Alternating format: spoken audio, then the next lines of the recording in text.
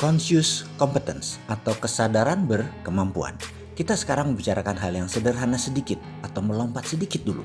Masalah dengan berpikir benar kok bisa membuat orang menjadi kaya raya? Berpikir dan bertindak seperti apa yang bisa membuat kaya? Menjawab pertanyaan seperti ini memang harus rinci menjelaskannya, juga harus memberi contoh serta pengalaman. Contoh saja membuat mengerti tapi tidak merubah apapun. Conscious tetap incompetence. Pikirannya tetap tidak berkemampuan. Maju setahap sih, dari unconscious menjadi conscious. Dari belum sadar menjadi sadar. Tapi gak ada bedanya karena keduanya tetap incompetence. Kita masih belum berkemampuan. Menjadi conscious dan competence, ini poin diskusi kali ini. Menjadi competence dan berkemampuan untuk makmur. Tugas pertama adalah bagaimana prosperity conscious atau software kaya jika ingin dipasang sistemnya dalam pikiran kita. Maka permasalahan atau keadaan tersebut harus diubah bentuknya atau diubah objeknya. Saya secara pribadi, coach Anda kali ini harus mampu membuat isi kepala sahabat semua untuk saya bisa pasang objeknya. Ini lebih dari visual. Oke, agak sulit menerima informasi ini.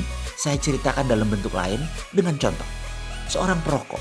Baik, saya ini tidak pernah mengatakan bahwa perokok itu buruk. Saya selalu bilang merokok itu baik, tetapi tidak merokok itu lebih baik. Jadi teman perokok tadi ingin berhenti merokok atau quit smoking. Berbagai cara dia sudah lakukan. Dia sudah menggunakan banyak metode, tapi ternyata kalau lagi stres atau dia lagi cari ide atau dia habis makan selalu merokok. Maka saya sebagai orang yang diminta untuk menghilangkan kebiasaan merokok tersebut harus melakukan dalam tanda petik mengubah objek dalam pikirannya. Mengubah database yang ada di otaknya. Sekarang objek dalam pikirannya adalah merokok itu menyenangkan, merokok itu nikmat rasanya, dan lain sebagainya. Maka saya mengubahnya dengan memberi objek baru dalam pikirannya. Saya duduk di depannya, saya bawa 2 slof rokok favoritnya, 24 bungkus rokok. Saya duduk bersamanya dan setiap batang rokoknya habis, saya akan nyalakan lagi rokok berikutnya dan diberikan kepadanya. Ketika memasuki bungkus ketiga, dadanya mulai sesak. Dan apa yang saya lakukan? Saya paksa terus dia menghisap rokok tersebut sampai 6 jam. Sampai 1 slof habis tanpa jeda.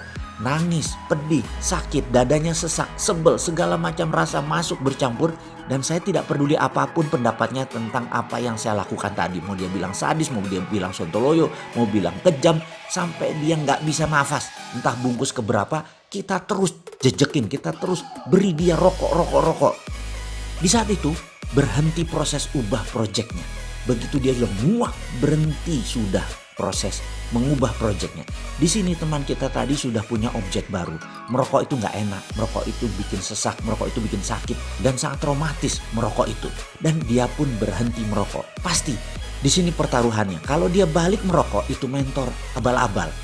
Dan ini adalah seni keterampilan merubah sesuatu menjadi objek baru. Keterampilan ini adalah merubah sesuatu menjadi objek yang baru. Tekniknya dikenal dengan nama Progressive Object Experience Technique. Sehubungan dengan kemakmuran dan mengubah kebiasaan buruk yang berulang-ulang dengan servo, kita pun akan melakukan tindakan Progressive Object Experience ini. Kita akan segera mempraktekkan Progressive Experience ini dengan belajar berimajinasi. Itu yang pertama dulu adalah Projected Imaginary, membayangkan sebuah project, dan kita akan mulai pelajaran yang lebih dalam, merubah servo negatif.